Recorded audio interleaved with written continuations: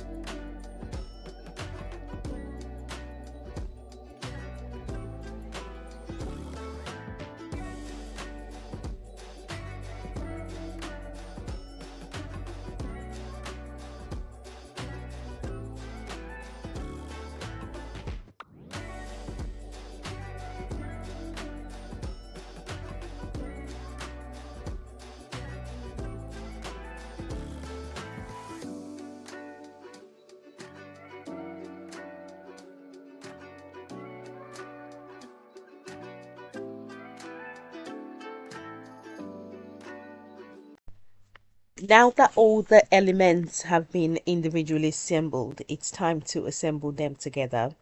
So the acetate base layer, which you could have cut out in any color you want, will be at the bottom. And then I'm just going to try and place all the elements on top of it, or elements or designs on top of it, just to see how they would work out. So the spider web will be the first thing that will go, because that will just go straight onto the acetate with glue. You can use double-sided foam tape if you want, but I'm using glue because the other shakers and the arches will be quite thick on top of it. I don't want it to be too thick. So once that's done, then I will assemble the arches. Obviously the semi arch will go first because the other arch will sit slightly on top of it. So I've also used glue to attach that. And then the the full arch, I will use double-sided tape. The reason for that is because it will be slightly deeper than the semi arch, because it's going on top of it, if that makes sense. So I need a bit of depth. And I've put my double-sided tape on the wrong side, so I'm just gonna quickly unpeel it and put it on the other side, and then just put glue. So the side with the glue will sit on top of the semi arch, and then the double-sided tape will sit on the base acetate. Okay, just to make it a bit more level, if that makes sense. And then we will start placing all the other elements onto it with a mixture of glue and double-sided tape.